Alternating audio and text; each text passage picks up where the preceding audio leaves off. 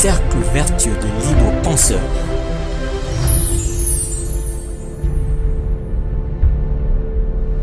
Présente Espace Républicain.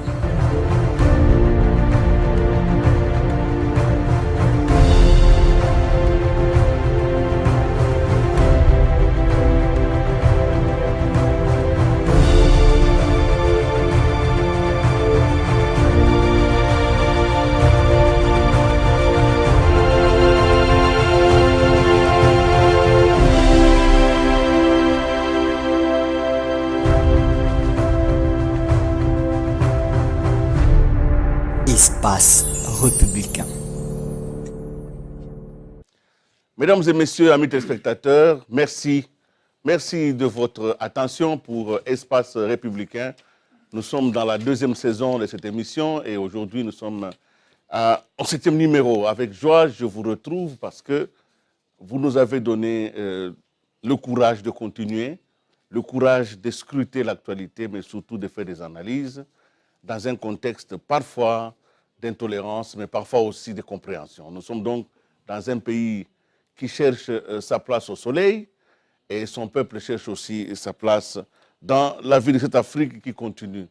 Deux informations que je vais vous donner qui vont nous permettre de comprendre le sujet de ce jour.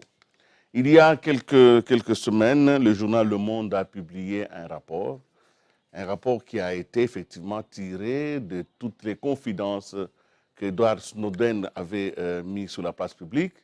Dans cet article du Monde, il est dit que la RDC, notre pays, est en tout cas les territoires les plus surveillés du monde, les plus espionnés, comme on dit en termes de sécurité. C'est-à-dire l'ensemble des services de renseignement occidentaux, surtout pas ceux qui sont les plus outillés, ont braqué depuis quelques années leurs caméras sur le Congo. Comment un pays comme le nôtre, parmi les plus pauvres du monde, parce que c'est ce qui est dit aussi dans les rapports sur le développement humain, comment on peut nous surveiller à ce point? Qu'y a-t-il au Congo pour mériter autant de moyens de surveillance? C'est une question fondamentale qui se pose au début de cette émission, parce que tout l'intérêt du jeu international est sur le Congo et il faut que les Congolais sachent ce qui se passe dans leur pays.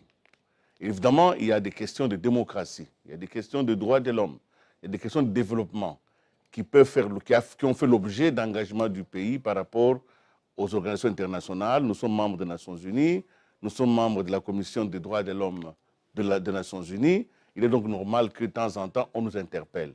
Mais qu'est-ce qui est au Congo qui fait que ce soit le pays les plus espionnés, les plus écoutés, les plus surveillés? Nous n'avons pas des camps de djihadistes, nous n'avons pas ici chez nous des objets où nous n'avons pas un programme nucléaire. Mais pourquoi nous sommes surveillés plus que même la Corée du Nord? Voilà une question fondamentale sur laquelle les Congolais, surtout l'élite congolaise, doivent se poser comme question. C'est comme ça qu'aujourd'hui, j'ai donc proposé un thème de réflexion. Quel est le jeu international et l'enjeu qu'il y a en RDC? Vous avez tous suivi ce qui s'est passé à Genève, nous y reviendrons. Il y a eu beaucoup d'épiphénomènes, mais nous avons aussi, dans les 10 dernières années qui viennent de s'écouler, nous avons vu des pays disparaître aussi, parce qu'ils étaient aussi très observés. Aujourd'hui, donc, nous sommes là, nous allons essayer d'aller un peu au-delà des apparences, allons un peu au fond des questions. Essayons de donner à notre opinion, à notre public, des informations un peu plus stratégiques, plus puissantes, pour que ceux qui, aujourd'hui, sont dans la conquête du pouvoir ou dans la conservation du pouvoir comprennent qu'ils sont sur un terrain dont l'enjeu est un peu supérieur à la conquête ou à la conservation. Merci donc d'être là, tous les républicains. Merci à José Nawej qui nous revient d'ailleurs fraîchement d'un voyage. Il va nous en faire rapidement les comptes rendus. José, merci. Il a quitté l'aéroport, il est venu jusque sur le plateau. Il vient d'Éthiopie, le siège même de l'Union africaine où se traite aussi certains sujets. Merci donc à Jérôme Sekana d'être là. Jérôme Sekana, vous le connaissez, on ne le présente plus. Donc je salue aussi Freddy Moulumba qui nous revient aussi il y a quelques jours d'Abidjan. Et Freddy est déjà devenu presque un Abidjanais parce qu'il vient de publier à quelques jours de la célébration de notre 57e anniversaire d'indépendance, un 30 juin 2017 au cachet particulier. Tout ceci nous permet de saluer aussi Bruno Mbolisson, dont vous avez tous suivi la bonne nouvelle, mais comme c'est un homme d'une modestie et d'une discrétion, nous attendrons que les choses soient coulées en choses jugées et qu'il soit notre représentant à une structure de régulation. Merci donc d'être là. Il y a aussi Diana qui est aujourd'hui en costume blanc. J'espère que les idées vont aller de pair. Éditeur du Colombe, et puis John Ngomba qui nous revient aussi. Vous êtes donc tous ici responsables des médias. Nous avons en partage l'amour de notre patrie, mais nous devons avoir la rigueur de l'analyse. Alors je voudrais donc vous poser directement la question fondamentale. Comment un pays comme le nôtre peut être aussi autant surveillé? Avions-nous conscience de cela, sans entrer dans les secrets d'État et sans trahir les secrets de défense? Jérôme Sekan. Merci. Je commencerai d'abord par m'incliner devant la mémoire de Ketumi Lemassire, qui vient de nous quitter. Et ces noms-là représentent beaucoup de choses pour nous en République démocratique du Congo. C'était l'architecte des accords de Sun City. Et deuxièmement, je voudrais féliciter le gouvernement pour le succès diplomatique. Et c'est un succès quand même qu'il faut mettre dans l'actif de ce gouvernement, quand bien même il faut qu'on soit très attentif parce qu'il y a un petit piège qui est là devant, on pourra peut-être en parler. Il faut qu'on fasse des choses de manière très professionnelle parce que le monde nous regarde. Et il y aura peut-être des réactions, des répliques plus tard. C'est pour cette raison que j'ai titré là-bas les Nations Unies brandissent une fois de plus la CPI. Voilà. J'aurais peut-être le temps de développer. Mais ce qui est vrai est que nous ne sommes pas regardés de très près pour rien. Nous sommes scrutés parce que nous avons ce que les autres n'ont pas. Nous sommes les coffres-forts des matières premières, notamment des minéraux à travers le monde. Nous avons le deuxième réservoir d'eau ici, en République démocratique du Congo. Nous avons 60% des forêts de l'Afrique ici au Congo. C'est-à-dire, quand vous prenez le bassin du Congo, le gros morceau c'est nous, les autres là ce sont des miettes. Et lorsque vous êtes dans un monde où les matières premières riment avec la puissance militaire, la puissance économique, et vous avez des minéraux qui entrent dans la fabrication de certaines armes ou même de certains équipements sophistiqués comme le colombo tantalite à l'Est, eh bien, tout le monde cherche à mettre la main dessus. Même si ils n'arrivent pas à avoir par la grande porte, surtout les multinationales chercheront par tous les moyens, par passer même par la fenêtre.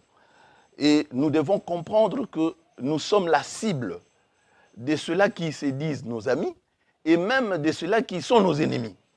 Voilà pourquoi nous devons encore être beaucoup plus patriotes, avec beaucoup plus de discipline dans la gestion de la chose. Parce que, imaginez-vous, un voisin qui a la nourriture en abondance, et vous êtes à côté, vos enfants crèvent de faim et tout ça, vous nous sauvez.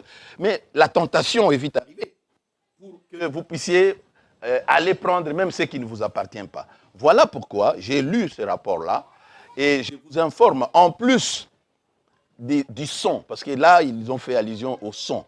Les téléphones du chef de l'État, les téléphones de tous les grands généraux qui sont sur le terrain, leurs conversations sont enregistrées un peu comme l'honorable qui a été cité dans l'affaire Kamena Sapo. Mais maintenant, là, il faut ajouter les images.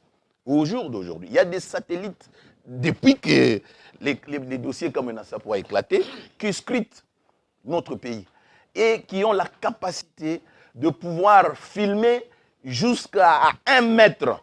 Donc, le rayon d'action, faire un zoom à partir de là où ça se trouve, zoomer et on peut identifier la personne en train d'opérer sans que vous ne voyez personne à côté. Donc ces équipements-là existent. Le russe en ont, les Américains en ont, et nous devons être très prudents dans tout ce que nous faisons et surtout faire en sorte qu'à côté de notre souveraineté, que nous protégeons bec et ongle, que nous puissions être aussi de bons gestionnaires en appliquant les règles de la bonne gouvernance. Merci Jérôme, vous n'allez pas conclure, le débat est ouvert. Nous sommes encore en train de réunir les matériaux d'analyse. Vous avez donné en tout cas des bons éléments.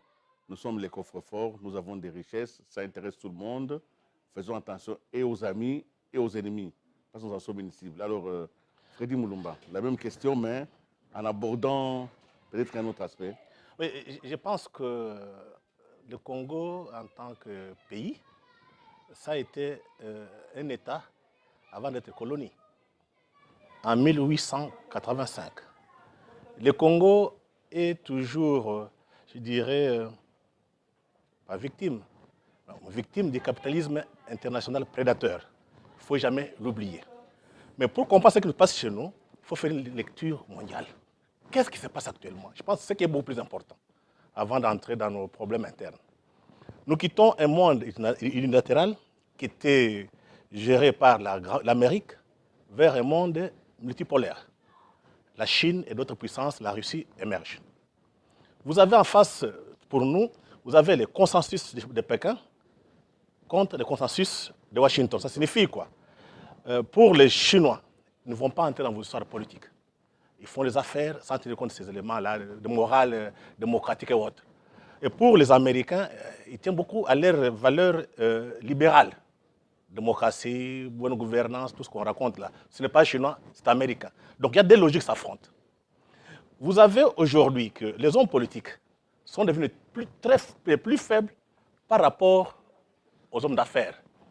Donc ils sont au service des multinationales aujourd'hui. Il y a un autre élément qui est beaucoup plus important, c'est la révolution numérique. Cette révolution a bouleversé tous les rapports de force. Donc le monde est en train de se reconstruire par rapport à cette révolution numérique. On va entrer en détail quand vous posez la question. Il y a maintenant un autre élément, il y a de nouveaux acteurs. Hier, c'était les États qui décidaient de la politique étrangère. Aujourd'hui, il y a des acteurs non étatiques. ONG, vous avez des églises, vous avez des djihadistes qui font la politique étrangère sans État. Donc, d'autres acteurs qui apparaissent. Donc, le monde est en pleine mutation. Et le centre du monde est en train de quitter l'Occident vers l'Orient, donc vers l'Asie. La Chine, l'Inde, la Corée du Sud, le Japon. Donc, l'Occident n'est plus le centre du monde. C'est fini. Et il y a deux visions du monde. Une vision occidentale et une vision asiatique. En Occident, c'est l'Amérique. En Asie, c'est la Chine. Et dans ces deux visions, l'Occident a cette vision du monde selon laquelle il doit donner la voie à suivre pour tout le monde. Ils doivent être derrière, imposer ses valeurs. Et vous avez les Chinois qui n'ont pas cette culture-là. Ils veulent donner l'exemple. Comme une grande civilisation, d'ailleurs, ils se disent l'empire du milieu.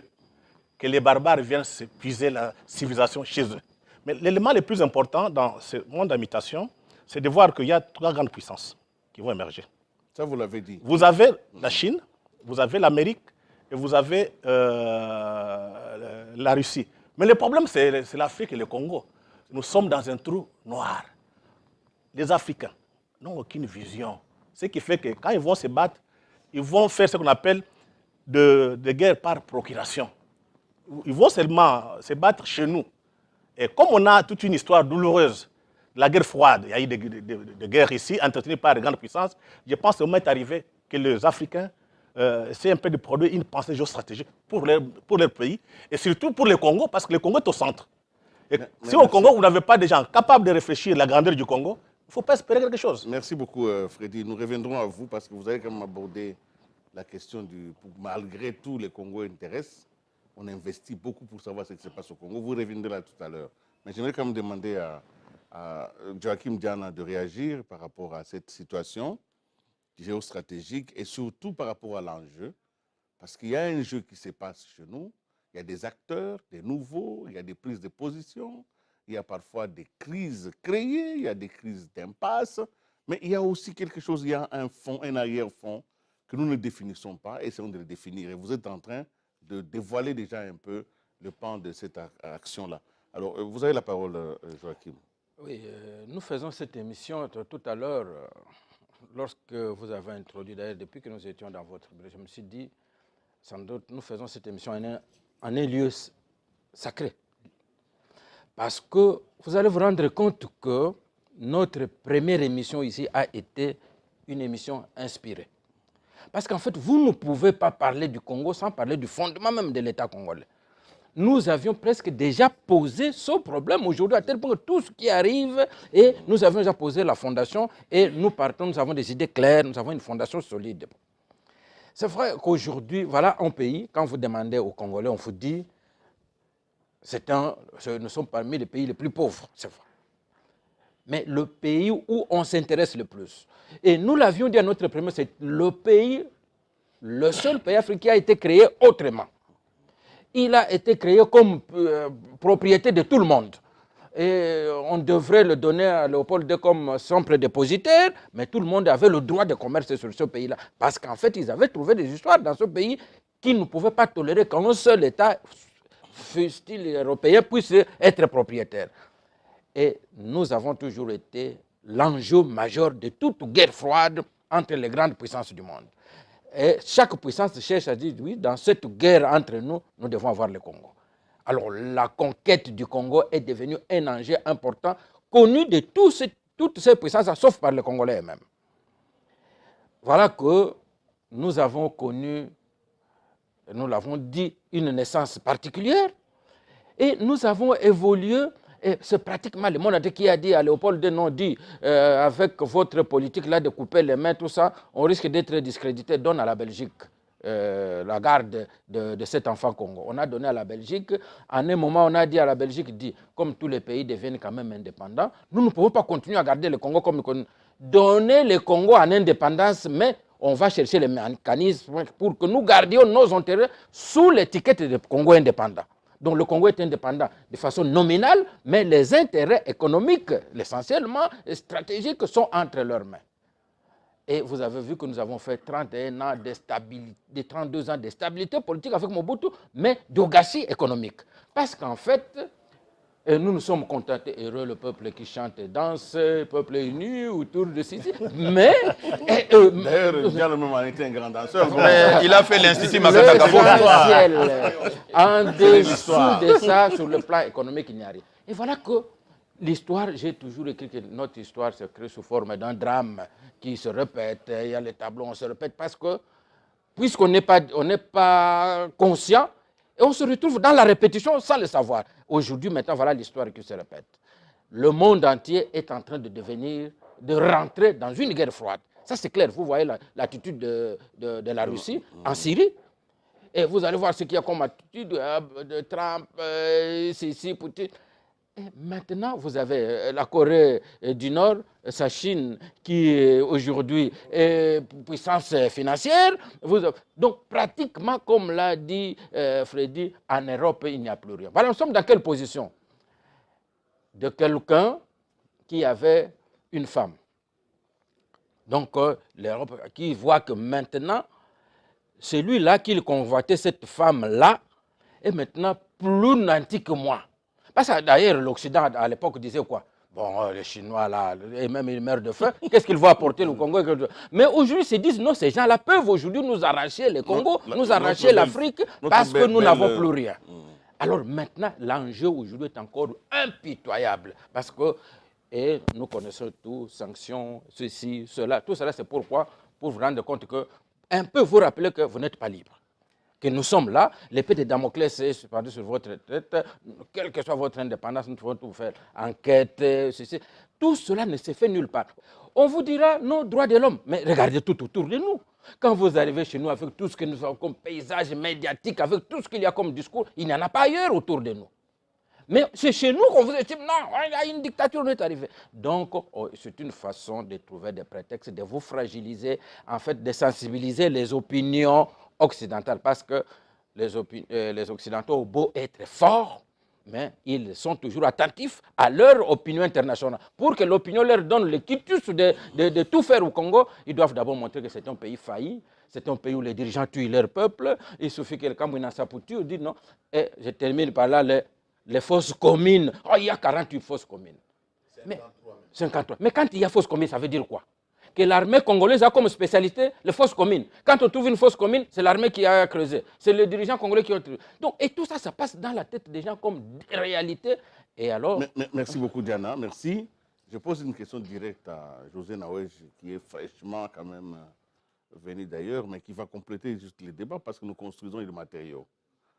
Je me trompe peut-être. Est-ce que j'ai l'impression quand même qu'il y a, par rapport à l'enjeu qui ne nous est pas perceptible, hein, j'ai l'impression que nos crises, nos contradictions sont en réalité une plateforme pour préparer quelque chose. Qu'est-ce qu'on prépare contre le Congo?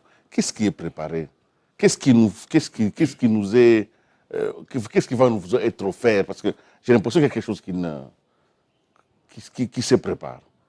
Oui, pour ne pas, Willy, répéter ce que mes estimés collègues, confrères ont dit, je crois qu'il y a d'abord une chose que Socrate résume bien, le connais-toi toi-même.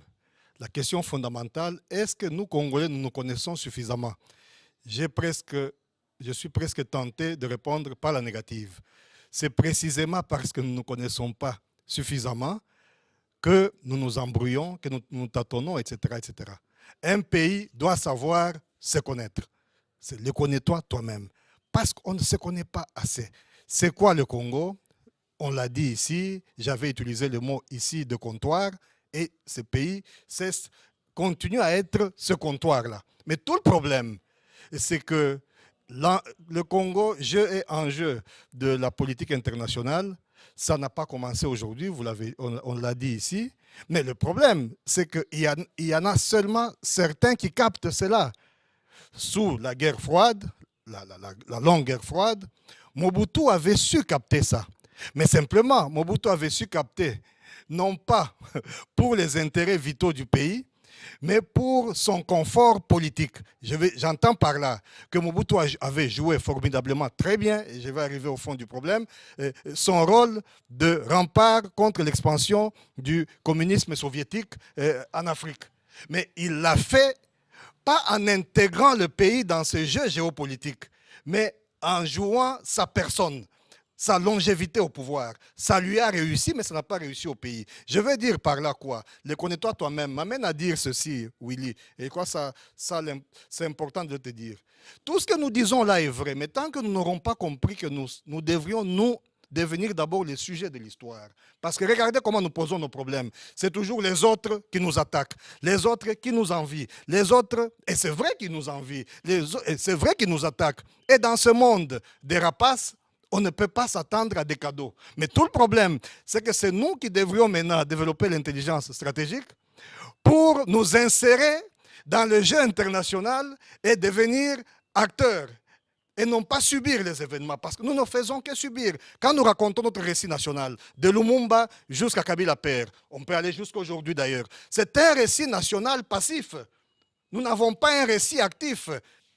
Ça me permet de dire un mot de là d'où je viens. Je viens de l'Éthiopie. Je viens d'Éthiopie. À Addis, il y avait un forum des think tanks sur la coopération Chine-Afrique. Ce n'était pas des politiques, ce n'était pas des ministres, mais c'était des intelligences africaines.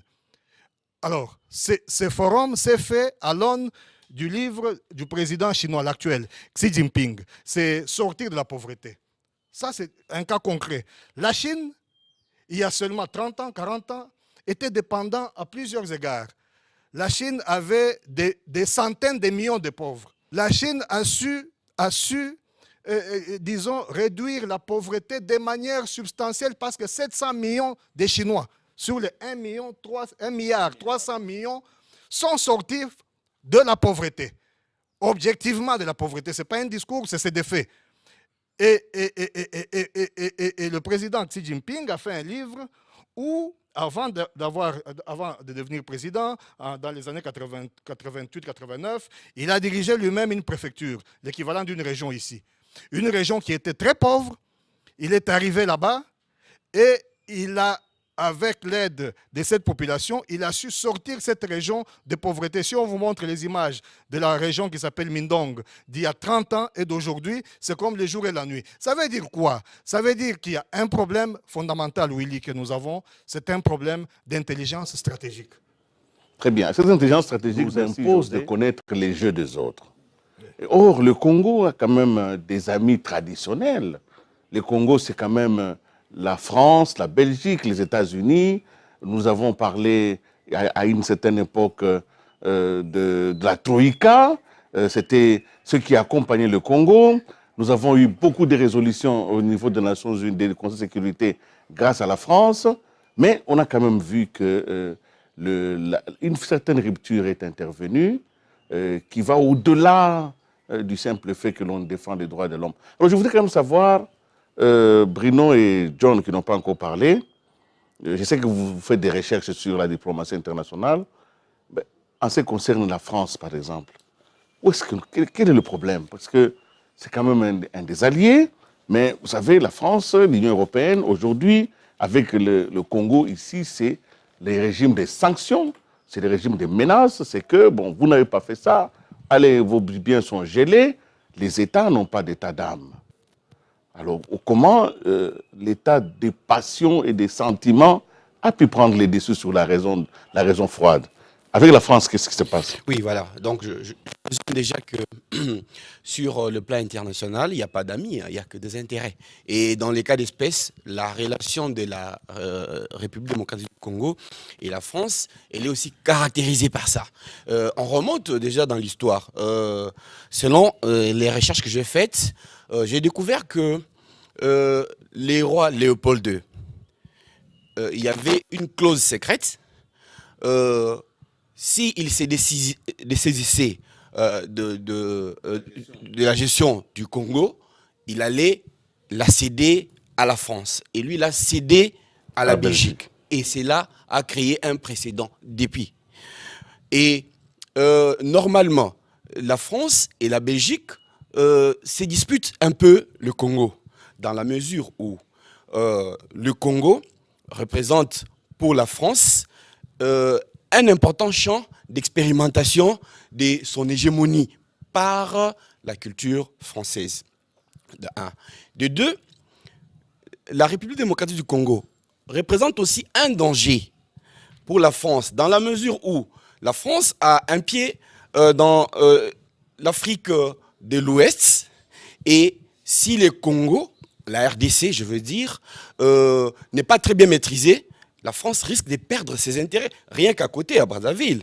Donc, tout en n'étant pas le colonisateur attitré de la RDC, et la France a un droit de regard. Vous allez voir que toutes les résolutions en rapport avec la RDC sont initiées, au Conseil de sécurité des Nations Unies, bien entendu, sont toujours initiées par la France. Et qui a même ce qu'on appelle le rôle des rewriters, donc c'est écrit par la France. Tout à fait, c'est écrit par la France.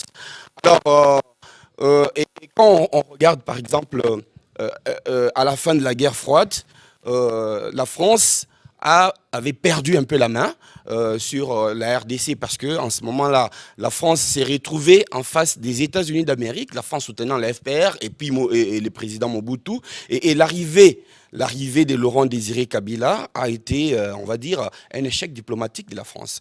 Et il a été démontré par Pierre Péan que, en réalité, la guerre de l'Est de la RDC, c'est une guerre qui oppose les États-Unis à la France, en réalité. Mais comme les deux sont parmi les ténors des Nations Unies, c'est une guerre qui s'est faite en sourdine. Mais en réalité, ce sont les deux puissances qui sont à la base de cette déstabilisation. Alors, depuis un certain temps, je crois que la France essaye de récupérer la RDC face aux États-Unis d'Amérique et à la Belgique. Vous allez remarquer que les États-Unis d'Amérique et la Belgique, et c'est même actuel, ont des discours tranchants, très tranchants, alors que la France se la joue en sourdine. Et vous allez voir que le président Macron a envoyé des émissaires à Kinshasa. Le président Macron a appelé le président Kabila pour les féliciter par rapport à la libération de l'otage français. Oui, de l'otage français. Donc, la France s'aménage la RDC. En réalité, elle veut mettre la main sur la RDC et c'est l'approprié par rapport aux enjeux que la RDC présente en termes de démographie pour sa projection, la projection de la France comme grande puissance à travers le monde. La RDC est un bon piédestal pour pouvoir se projeter, mais aussi en termes d'échanges économiques, je me suis rendu compte que la France, en termes d'échanges économiques, envoie beaucoup plus ses produits vers ici que nous-mêmes, RDC, nous exportons vers la France. Merci beaucoup, John Ngomba. C'est vraiment des informations importantes. Ça intègre notre compréhension du jeu. Il faut connaître les acteurs. Alors, l'un des acteurs qui peut-être les Congolais ne comprennent pas, c'est la Belgique, n'est-ce pas, Bruno Bolizon? Aujourd'hui, quelle est la position de la Belgique? Comment elle a pris aujourd'hui? Bon, c'est la Belgique. Merci Willy. La Belgique pour la République démocratique du Congo n'est pas n'importe quel pays et vice-versa d'ailleurs. Vous savez que la RDC a été colonisée par la Belgique pendant près d'un siècle, depuis d'un demi-siècle, plus ou moins 75 ans, depuis pratiquement 1885 à la conférence de Berlin. D'abord l'occupation, la formalisation de la colonisation jusqu'à l'indépendance, c'est pratiquement près d'un siècle d'occupation. Et en réalité, il y a certains penseurs qui estiment que pour aller en Belgique, les Congolais ne devraient pas avoir besoin d'un visa. Et vice-versa. Ça se fait d'ailleurs quand vous prenez par exemple un Britannique qui veut aller aux États-Unis, c'est comme la porte d'à côté. Parce que nous avons une interdépendance très très profonde et il y a des intérêts de part et d'autre. Aujourd'hui, quand vous voyez les tableaux des colonies ou de la diaspora congolaise, la Belgique, avec la France, la Grande-Bretagne, aujourd'hui l'Afrique du Sud, regorge des grandes poches des Congolais qui vivent à l'étranger. Aujourd'hui, si vous allez à Bruxelles, par exemple, vous trouvez le quartier Matongé, où on parle de Lingala, pratiquement du matin au soir, vous avez tout ce qu'on peut trouver ici à Kasavubu ou Anjil. La différence, c'est que de plus en plus, ce sont des quartiers qui commencent à être occupés ou à être ravis par les Arabes. Il y a des Marocains qui récupèrent, même les Asiatiques, les Proche-Orient qui commencent à gangréner un peu les terrains occupés jadis par les Congolais, étant donné que les Congolais n'ont malheureusement pas beaucoup de solidarité entre eux. Mais la Belgique a fait partie de la Troïka, comme l'a dit Diana tout à l'heure. Donc la plupart des grandes décisions, la plupart des complots qui se montaient contre la RDC ou pour la RDC ont été faits, en tout cas à plus de 75% avec la Belgique. Mais le Congo et la Belgique, depuis la colonisation, plutôt l'indépendance, Diana l'avait expliqué, le fait de quitter presque brutalement la RDC, parce que la Belgique n'était pas préparée à donner l'indépendance à la RDC en 1960. On projetait plutôt l'indépendance vers les années 80, ça devait faire exactement un siècle. Et donc c'était une brutalisation de cette indépendance-là. La Belgique devrait avoir une sorte de goût inachevé par rapport à son occupation, par rapport à ce qu'il devait faire pour pomper peut-être nos richesses et tout. Et puis vous avez aujourd'hui, par exemple, le port d'Anvers. La vitalité du port d'Anvers, depuis plusieurs années, ça peut changer ces dernières années, a été le fait de l'exportation des produits congolais vers le reste du monde qui devait passer par Anvers. Et la Belgique a quitté donc le Congo brutalement. Donc il y avait donc ce goût d'inachevé. Alors depuis lors, les relations entre la Belgique et la RDC ont évolué en dents de scie, avec un mouvement pratiquement sinusoïdal. On se souviendra des années 1988 avec le débat des clarifications. C'était le début de la grande crise entre les deux pays. On se souvient de ces débats-là où le maréchal Mobutu, la contention, oui c'était ça, c'était le débat des clarifications, où le maréchal Mobutu à l'époque avait envoyé Kamanda Pigaka Sénéni dans un débat où les Belges étaient presque mis KO. Et puis ça a eu comme point d'achèvement par rapport à la crise le massacre de Lubumbashi. ça Comme du massacre. gangréné les relations. Soi-disant massacre. Et voilà, massacre. Et voilà, et il y a une rupture de ce qu'on a appelé les relations structurelles. Avec l'arrivée des musées, la Belgique a essayé de revenir à la suite des Américains qui étaient déjà bien positionnés, les Britanniques. Quand Musée avait déjà pris Lubumbashi, les Américains et les Britanniques étaient déjà annoncés. La Belgique était en train d'observer avant de venir, mais ça n'a pas duré. Il y avait encore des crises. Jusqu'à aujourd'hui, aux élections de 2006, ça s'est éclairci un peu. On se souviendra du rôle que lui, Michel, par exemple, a joué pour la concrétisation de ces élections de 2006 avec l'envoi de l'effort ici qui a sécurisé pratiquement les opérations électorales et même la crise qu'il y avait entre la garde du vice-président Jean-Pierre Bemba et l'armée régulière. Et tout ça, la Belgique était toujours là. Et on se souviendra également du rôle joué par Didier Reynders dans les rapprochements des relations entre le Rwanda et la RDC après l'épopée de M23. Donc, la Belgique a toujours été là. Mais il s'est fait qu'aujourd'hui, la Belgique n'est plus vraiment, on va dire les choses de manière simplifiée, en odeur de sainteté avec le pouvoir en place à Kinshasa. Et donc, parmi les gens qui étaient derrière cette fameuse résolution qui a fallu clouer la RDC à la Commission des droits de l'homme de Genève, il y avait la Belgique. Donc, aujourd'hui, c'est fini. C'est une paire de manches.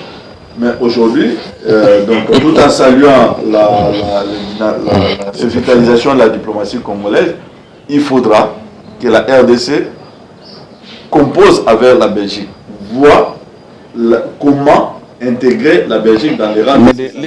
Vous avez encore la parole, je vous pose une question précise. Les motifs, par exemple, évoqués, notamment la non-organisation des élections et des violations des droits de l'homme, comme on a dit dans le Kasaï, est-ce que ces motifs sont suffisamment documentés pour que la Belgique prenne une telle posture? Ou bien il y a autre chose? S'il y a autre chose, il faut nous le dire.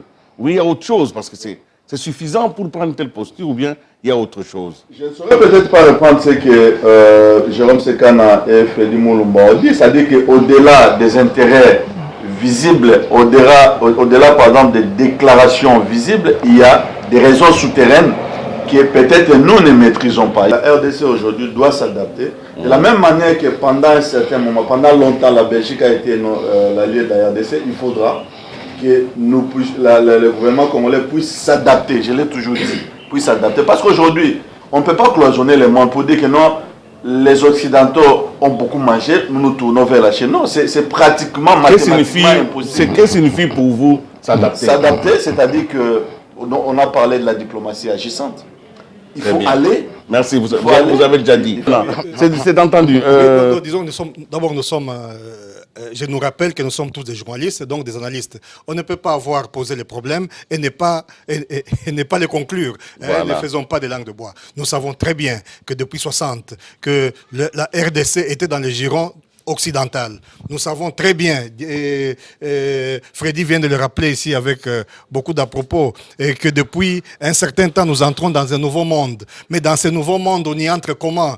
Les puissances occidentales d'hier sont, pour la plupart d'entre elles, en perte de vitesse. Que la Belgique, un pays, Bruno l'a dit, avec lequel nous avons beaucoup de liens historiques, etc., je ne reviens pas là-dessus. Mais le problème, c'est que la Belgique n'est puissance à l'échelle mondiale que parce qu'il y a le Congo. Vous comprenez?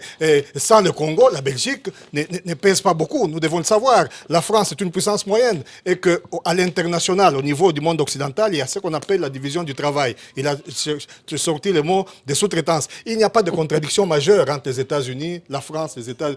Non, il y a des contradictions mineures. Mais leur problème, il faut entrer dans leur logique. Nous sommes dans la nôtre. Dans leur logique, ils s'accrochent. C'est des puissances qui ne veulent pas baisser garde. Mais quand ils voient maintenant un pays comme le nôtre, qui regorge, qui a beaucoup de potentialités, et qui veut faire une espèce d'aggiornamento en termes d'alliance économique, etc., encore que cette alliance n'est pas exclusive, ce n'est pas seulement la Chine. La RDC commettrait une erreur de n'avoir qu'un seul allié dans ce monde, dans les intérêts. Mais le problème, c'est que ces pays-là, parmi lesquels la Belgique, Bruno, tu l'as dit, ces pays-là sont en train de jouer sur notre faiblesse, à savoir le caractère extraverti de notre élite. Comme il y a beaucoup de nos dirigeants pas seulement au sens politique, je parle de l'élite d'une manière générale, qui est historiquement, disons, sous contrôle. Aliéné.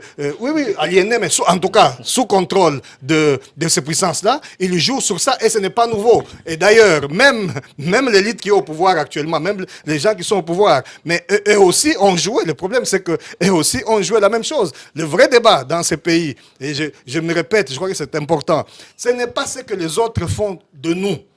Le problème fondamental qui nous concerne aujourd'hui, si nous voulons être le sujet de l'histoire, nous devrions savoir, puisque les autres veulent faire de nous ceci, nous aussi faisons cela. Très bien. Maintenant, l'Amérique, les États-Unis. Rappelez-vous que la perception que l'on a de votre politique peut même devenir une tragédie. Oui. Lumumba a été perçu comme un communiste alors qu'il défendait simplement les intérêts de son pays. Il y avait des communistes en Occident aussi. Alors qu'il défendait, il défendait simplement les intérêts de son pays, communiste dans une terre qui devait servir de barrage à l'expansion du communisme, était un péché mortel. C'est comme ça qu'on décidera de l'éliminer. Alors aujourd'hui, est-ce que notre pays a vraiment fait le choix de renoncer à coopérer avec l'Occident, ou bien c'est une position stratégique, parce qu'il y a pression, nous cherchons à aller de l'avant. Mais je reviens à vous, l'Amérique. Est-ce que l'Amérique a vraiment tourné le dos à la RDC? Oui, je pense que, Willy, les Africains en général se prennent pour des grands. Pour l'Amérique, l'Afrique, c'est un cas humanitaire. On a été, j'étais moi-même, on était 8 Africains, en formation au département d'État sur la politique étrangère américaine. On a été à New York, chez John Campbell, c'était le directeur de Foreign Consul.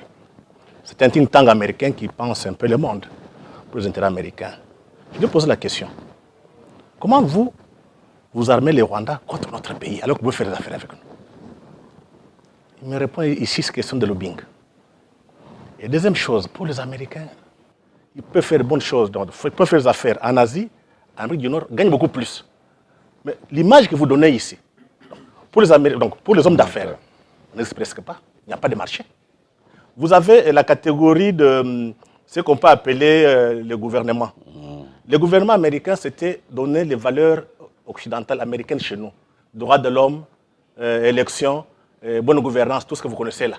Privatisation, non, idées libérales. Maintenant, pour la société civile, surtout pour les églises. Donc, c'est comment sauver ce peuple qui souffre. La compassion chrétienne. La compassion, tout simplement. Donc, quand vous faites la sommation, on n'existe presque pas comme masse critique. Maintenant, ce qui est important, c'est l'arrivée de Trump. Trump est venu rompre tout. Même pas Trump, mais Obama avait déjà commencé. On voudrait que les Africains deviennent responsables. Nous sommes comme des enfants. Nous pleurons, on nous a abandonnés. Non, nous devons nous assumer. Et on m'a dit, l'image de Kagame, ça c'est l'homme, John Campbell, il était professeur au Nigeria. Il dit que l'image de Kagame est positive parce qu'on aime les hommes forts. C'est ce qu'il nous a dit. Et bien écrit. Hein. Donc, en même temps, on proclame les élections non, comme étant le seul moyen de les institutions fortes. Les Américains sont pragmatiques. Ils ne sont pas idéologiques comme les Européens. Mais quand même, Obama avait dit... D'abord, ils sont réalistes. Ce sont leurs intérêts. Ils s'en foutent de votre démocratie. Ils s'en foutent totalement. Quand ça fonctionne bien pour eux, tant mieux. Donc, cette histoire avec l'arrivée de Trump, c'est très clair. Je pense que les Africains, et les Congolais en particulier, ne peuvent rien attendre de Trump. L'Union, comme vous parlez des Nations Unies, ça n'existe plus. C'est une histoire où il y a de militarisation qui contrôle tout.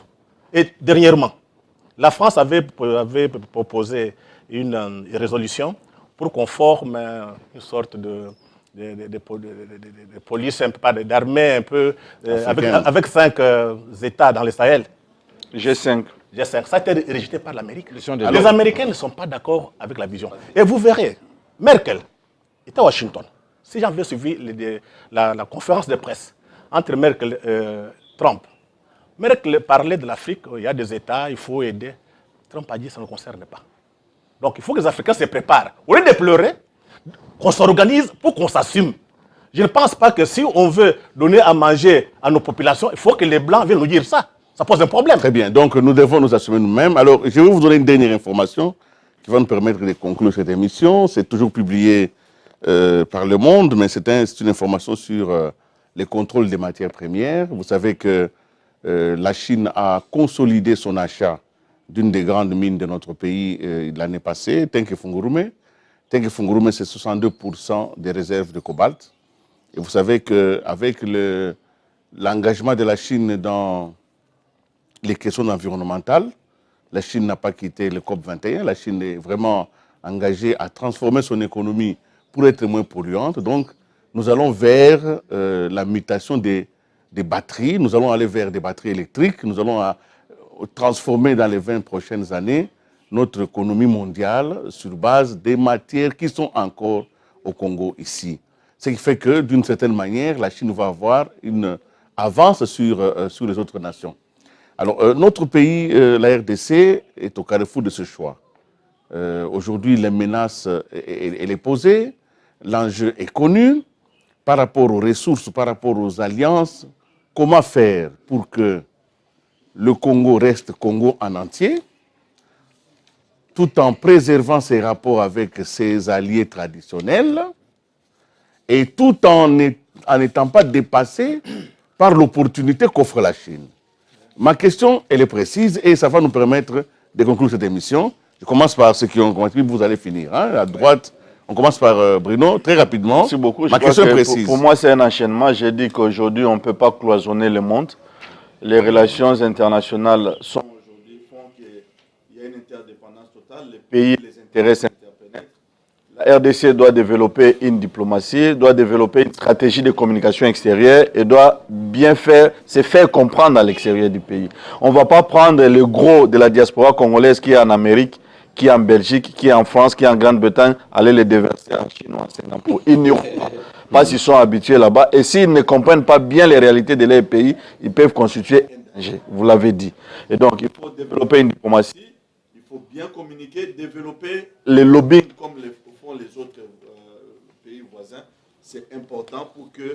Parce qu'on peut parler aujourd'hui des entreprises chinoises, mais quand vous grattez dedans, vous verrez qu'il y a des investissements britanniques dans ces entreprises. Quand vous allez aux États-Unis, vous avez des entreprises américaines, mais il y a des investissements chinois là-bas. Donc il n'y a pas de cloisonnement. Il faut s'adapter, il faut développer l'intelligence stratégique et bien faire comprendre quelles sont les réalités. Et je chute en disant qu'il est fondamental qu'on ressente le consensus essentiel minimal qui fera en sorte que tous les intellectuels, tous les leaders voient dans le sens des intérêts des nations. Merci. Joachim Diana. Mais écoutez, nous devons nous organiser de l'intérieur. L'organisation de l'intérieur part de la capacité de voir d'où vient le danger. C'est-à-dire, aujourd'hui, nous l'avions dit, on avait vu le danger dans la formation de nos jeunes. Pour tous ceux qui êtes ici, vous avez étudié avec la bourse, vous savez ce que ça vous donnait comme liberté d'aller étudier, apprendre et d'acheter un livre. Avec l'FMI, on nous a demandé de supprimer bourse, logement et tout ça. Aujourd'hui, c'est terrible les étudiants. Après les cours, c'est la survie. Alors que nous, après les cours, c'était les loisirs, c'était aller acheter les livres, c'était la lecture. Oui, mais ça n'existe plus chez nous. Comment ces enfants, nous allons les former dans ces conditions-là? Mais c'est FMI qui a demandé qu'on abandonne tout ça. Pour que nos matières... Vous avez aujourd'hui, par exemple, la Russie avait promis de construire une usine qui devrait non seulement exploiter le coltan à l'Est, mais aussi le traiter, c'est-à-dire avoir les produits finis. Mais tant que cette partie-là ne sera pas calme, est-ce que nous savons faire la différence entre cette promesse et la recrudescence d'instabilité de ces coins là-bas? C'est pour les empêcher justement à ce que cela puisse se réaliser. À l'intérieur, qui nous ont toujours colonisés? Vous savez, les colons, aujourd'hui, il est représenté par les ambassades. Je n'ai jamais vu, dès que j'étais étudiant, avoir un ambassadeur parler comme ce que nous voyons aujourd'hui. Je me dis, si le cours, la convention de Vienne et tout ça a changé. Non, je n'ai jamais vu un ambassadeur parler comme parlerait n'importe quel politicien. Ce qu'on appelle le langage diplomatique, même, ça n'existe pratiquement plus. Nous avons leur colissier, c'est l'Église. Regardez aujourd'hui, juste c'est au moment où on parle de cette histoire de fausses communautés que une certaine église sort son rapport. Il y a eu ceci de morts, il y a eu ceci. Ils ont fait l'enquête où? Cette enquête a été faite par... Oh non, ce sont des parasites qui veulent... C'est toujours la participation à ce que le pays soit ligoté pour donner de la matière. Ce sont les éléments. Et nous avons aujourd'hui, en plus de l'Église, les ONG. Vous voyez, les ONG, ce sont des sous-traitants. Ils savent bien qu'une enquête internationale ici, il ne viendra jamais 30 experts de l'ONU. Mais il faut sous-traiter avec nos ONG ici. C'est du travail pour eux. Et en même temps, lorsqu'on sait que toutes ces ONG sont où? Ils sont politiquement alignés. Et donc, ça sera, nous aurons un rapport aussi aligné. Diane a répondu, mais je ne sais pas ce qu'il a dit, mais il a dit c'est l'organisation interne. L'organisation interne. Et je voulais terminer. Ça, c'est la recommandation à nos amis. Il nous reste très peu de minutes. Vous ne pouvez pas investir dans un pays et vous dites je ne m'ingère pas ce pays. La Chine doit changer sa politique, c'est-à-dire participer ne fût-ce qu'à la défense des pays là où il a des intérêts. Merci. John Ngomba, alors une minute simplement. Oui, voilà. Il y a 3 niveaux. Il y a une cohésion à retravailler. La cohésion politique, mais la cohésion du pouvoir avec la population. Et là, c'est au niveau du front social qu'il faudra beaucoup travailler pour recréer cette cohésion. Parce que il faudrait que les acteurs politiques puissent faire la part des choses entre la politique politicienne et l'instrumentalisation au niveau international. Parce que la scène internationale s'invite régulièrement dans la politique interne ici. Et les gens, parfois, de manière consciente ou inconsciente, ils font le jeu. Alors, deuxièmement, il y a ces soutiens africains qu'il faut promouvoir. La RDC a pu faire passer une position qui paraissait presque désespérée, on va dire ça comme ça, à Genève. Et parce que il y a eu l'Afrique qui a fait bloc, et puis ils ont recouru aussi évidemment à l'Amérique latine.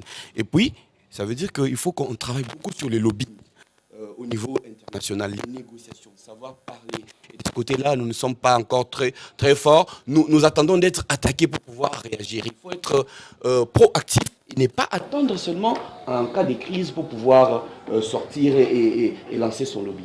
Merci John Ngomba. Oui, je crois que le concept du jour, c'est l'intelligence stratégique qui résume tout ce que nous disons, même le lobbying. C'est que je vais donner 3 exemples. En Éthiopie, vous êtes dans des grands hôtels, vous voyez se côtoyer des Chinois et des militaires d'Africom. Africom, c'est la structure américaine pour aider au renforcement militaire des armées africaines. Donc, ça veut dire ce que ça veut dire. La Chine est très présente en Éthiopie. L'Éthiopie que Diane a visitée il y a 15 ans n'a plus beaucoup à voir avec l'Éthiopie d'aujourd'hui. Tout simplement parce qu'il y a eu un leadership, il y a eu une vision, c'est ce qu'on appelle l'intelligence stratégique. L'Éthiopie ne s'est pas aliénée les Américains, l'Éthiopie a intégré la Chine dans son dispositif de développement. Et vous allez à côté au Rwanda, c'est pratiquement la même chose. Les Chinois sont autant au Rwanda qu'en Angola. Mais en même temps qu'il y a des Chinois en Angola, vous voyez, les Américains sont là. Donc, ce que je voudrais dire de fondamental, c'est que quand on aura fini de dire on nous en veut, nous le disons chaque jour.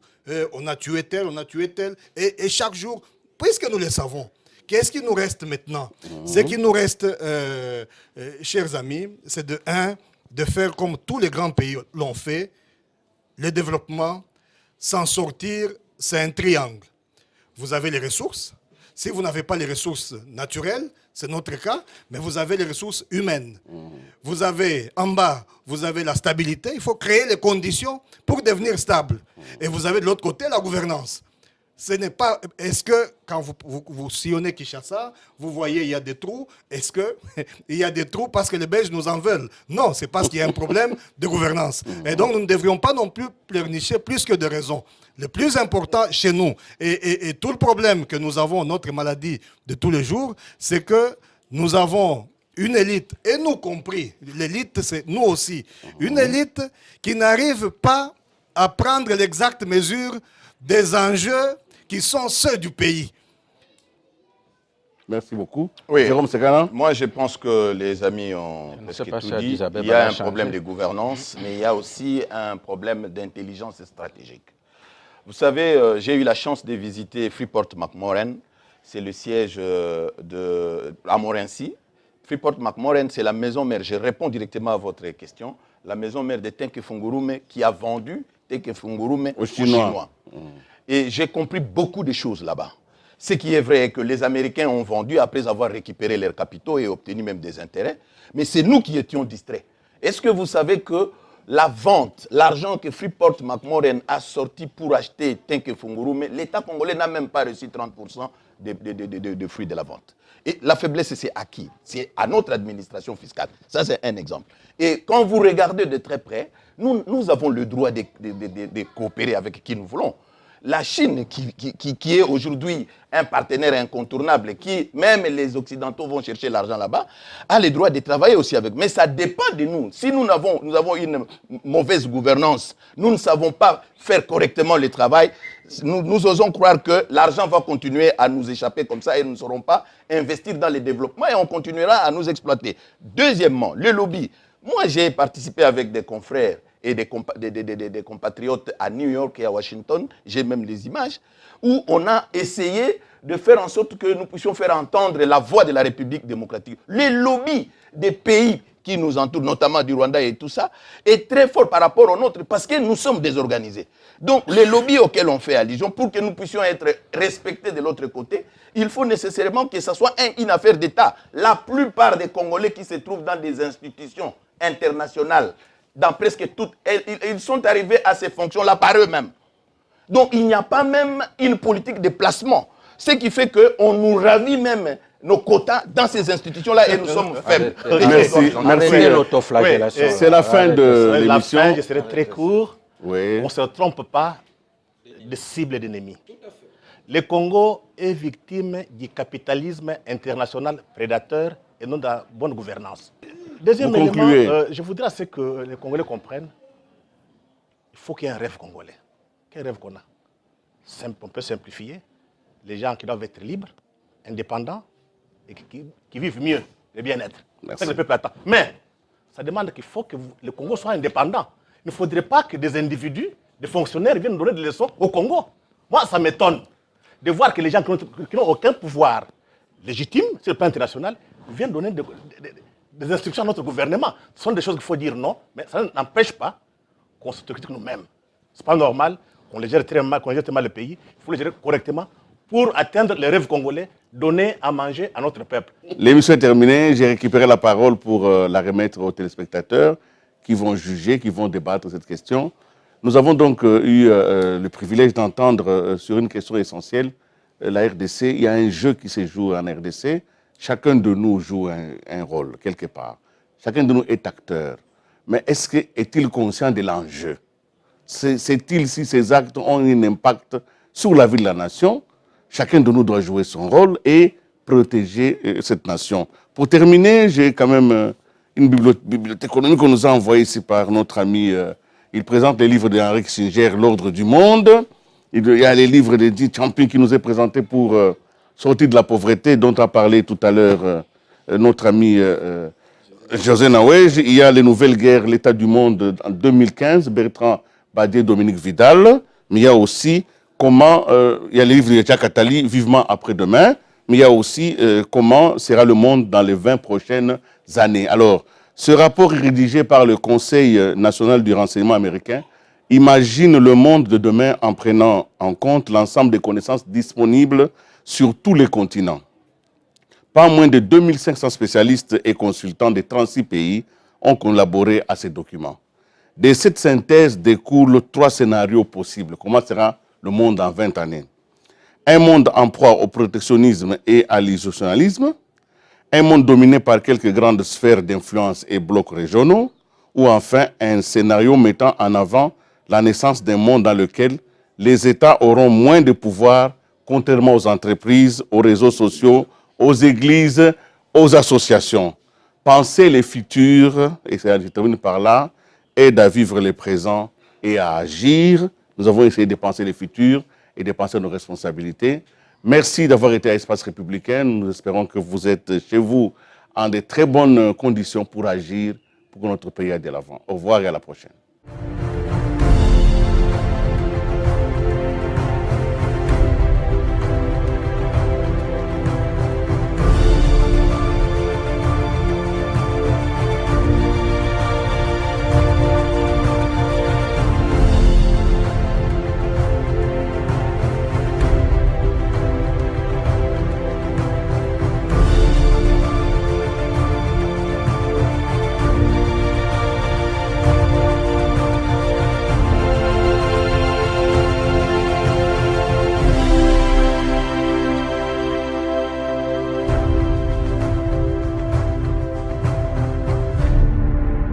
espace républicain.